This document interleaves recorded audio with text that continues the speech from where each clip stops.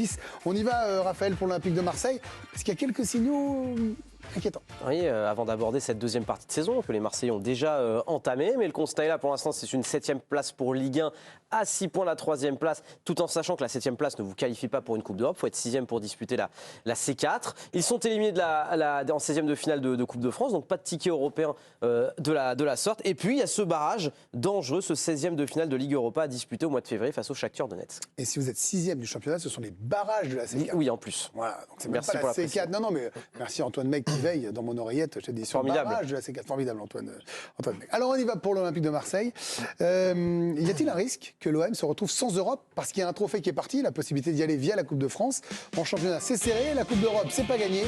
C'est oui, c'est oui, c'est oui, c'est oui. C'est oui, c'est oui. Alors là, je vous avoue. Bon, après, je vais pas faire le comédien, j'avais vos réponses, mais. Oui, c'est étonnant. Anthony, vous suivez l'Olympique de Marseille au quotidien pour le journal L'Équipe, je viens donc commencer avec vous. Quand on a posé la question, on s'est dit on va faire un débat. Parce qu'il y a quand même ceux qui vont vous dire c'est l'OM, ils ont des certitudes, quand les joueurs reviendront, tout ça. Et non, il y a un vrai risque qu'il n'y ait pas d'Europe l'année prochaine. Je parle même pas de C1, je parle d'Europe. Oui, la C1, c'est compliqué, même si c'est plus facile cette année vu qu'il y a la 4e place. Sauf que quand on est 4e, c'est le 3e et que personne n'y arrive en Ligue 1. Et ils sont bien placés cette saison pour savoir que c'est compliqué. Mais évidemment que l'OM ne peut être sûr de rien parce que même quand cette équipe a bien fonctionné, c'est-à-dire en fin d'année, après avoir déjà eu des difficultés, c'était toujours des victoires qui n'ont pas été toujours très convaincantes. La première vertu de ces victoires, c'était d'en être. Ils ont gagné, donc ça permet d'enchaîner et on peut bâtir dessus et repousser la pression. Mais Marseille n'a jamais convaincu pleinement dans le jeu et sur la durée. Le mois de janvier s'annonçait compliqué. Il l'est, parce que cette équipe a toujours les mêmes lacunes et elle en a encore plus quand elle a des absents. Et le 11, moi je trouve qu'il est quand même encore correct.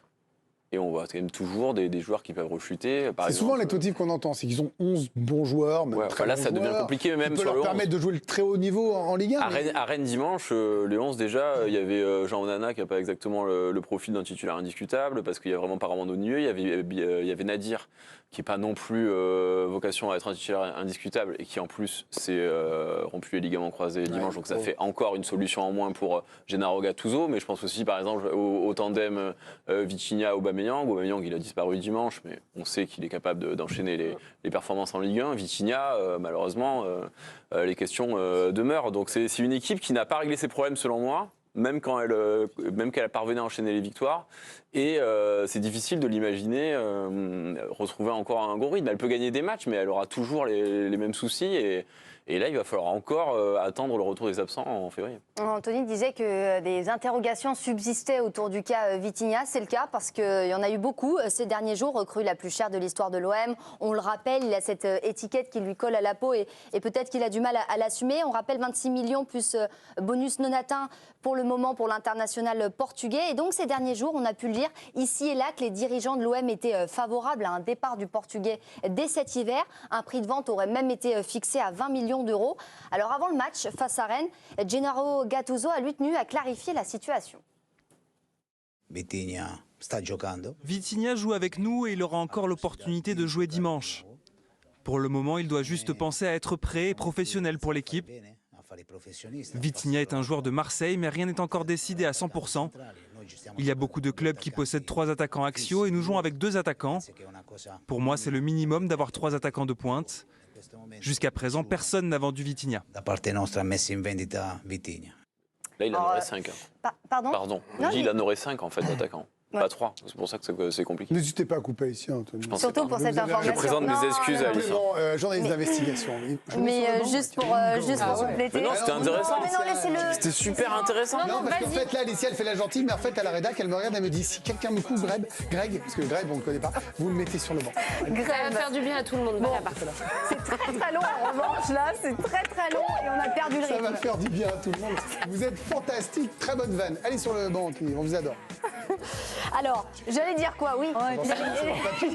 C'était Vitinha. Oui, j'allais dire Vitinha. que malgré le Emilie Ross. discours rassurant de Gennaro Gattuso, bon, allez savoir si c'est pas de la com, Vitinha, une nouvelle fois, n'a pas pesé vraiment dans le jeu face à Rennes dimanche soir en Coupe de France. Vitinha, l'OM, ça ne prend pas et c'est 4 buts cette saison, toute compétition confondue seulement. Oui, non, mais c'est vrai que ça commence à ressembler à un flop.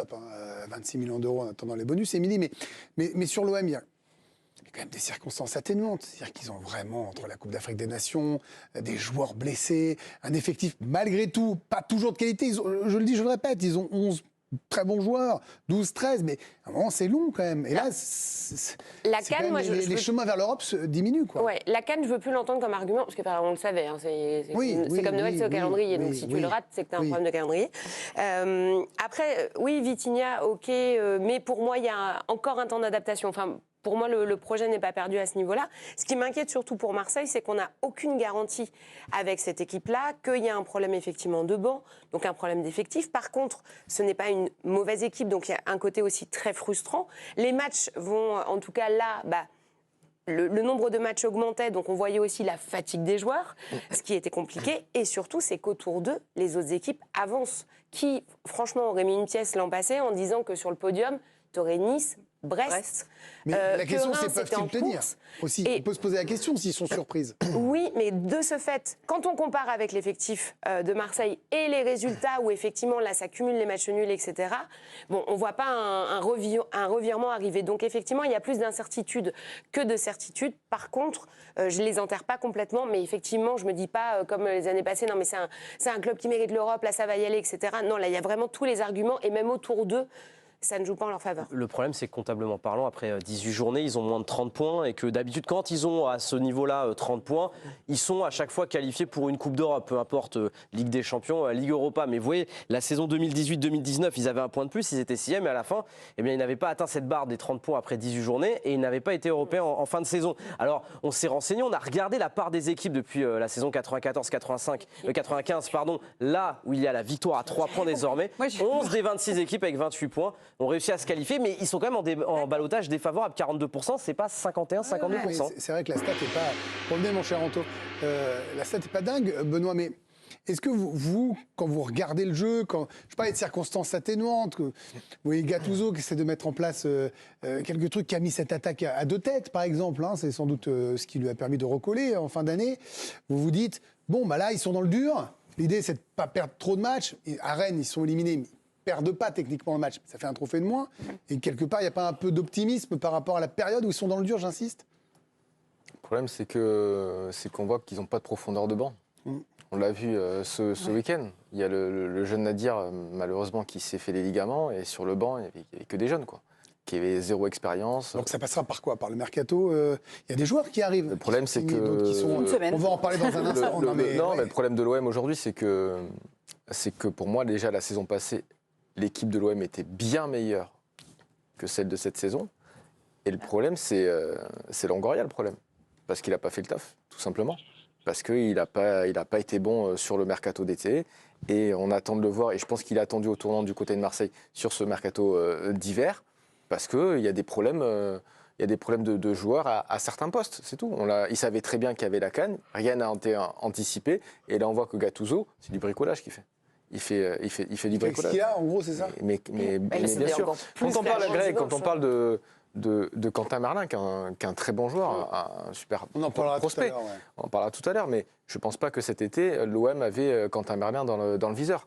Donc pour moi, je pense qu'ils sont... Longoria, il est un peu dans la précipitation parce qu'il sait qu'il n'a pas été bon cet été. Et Gattuso fait ce qu'il peut. Et pour terminer, Greg, je pense que malheureusement, je pense que la meilleure des choses pour l'OM, ce serait qu'il se fasse sortir contre le Shakhtar. Parce qu'ils n'y arriveront pas sinon. Alors, Laurie, le constat de Benoît est assez dur, sans doute, pour les supporters marseillais qui nous regardent, ou juste à voir également. Ça, c'est pas à moi d'en juger. Vous pensez, comme lui, que l'OM a régressé par rapport à l'an dernier, que ce qui était une force l'an dernier... On reparle d'Alexis Sanchez ou pas? On peut parler de qui vous voulez. Non, mais bien sûr. Non, mais oui, bien sûr que l'équipe a régressé et que... Alors certes, ils ont quelques blessés, mais les 7 absents pour la CAN, c'était évidemment prévisible. Donc c'est ridicule. Normal. Après, il va y avoir ce qui va être déterminant, c'est le mercato. Là, il reste une semaine. Voilà. Et là, il y a deux matchs qui vont. Il y a Monaco et c'est Lyon après ou pas, Anthony? Ouais, c'est ça Monaco, Lyon, ouais. La petite Déplacement à doublette Lyon. là, de matchs qui arrivent après ce coup sur la tête qu'ils se sont pris avec cette élimination qui est frustrante en Coupe de France malgré tout. Ils auraient pu aussi gagner. Bien sûr, parce que l'absence de prolongation, moi je trouve, on l'avait dit hier, est un peu voilà, critiquable. C'était pas la tendance du match de revenir. Ils ont Non, souffert en bien seconde sûr, période. mais vous savez, Oui, mais il peut toujours se passer un truc. Je pense qu'ils ont pris un nouveau coup sur la tête et que là, les deux matchs à venir et cette faire de mercato vont être vraiment importants pour la suite. Mais oui, ils ont complètement régressé par rapport à l'année dernière. Ça veut dire que vous imaginez un sursaut ils ou ont pas battu 0 gros. Ils ont perdu contre le PSG, contre Monaco, contre Nice, contre Lille, contre Lens. Ils n'ont pas gagné de ils ont gros. battu que Lyon, qui n'est pas un vrai gros. Cette saison. À ce moment-là, encore moins. Non. Je ne l'avais pas mis dans les gros parce que donc ils étaient absolument au fond du trou à ce moment-là. Donc non, ils ne méritent pas d'être européens sans battre un seul gros et avec la régression effectivement. Bon, on verra parce que là, on sent bien que les jours qui viennent seront décisifs. En tout cas, les jours, les 15 jours, les 3 semaines, parce qu'il y a 2 gros virages et il y a des clubs devant qui n'attendent pas forcément, même si, à l'exception du PSG, il y a eu un ralentissement là, en Ligue 1 de la part des autres. On verra bien ce qui va se passer.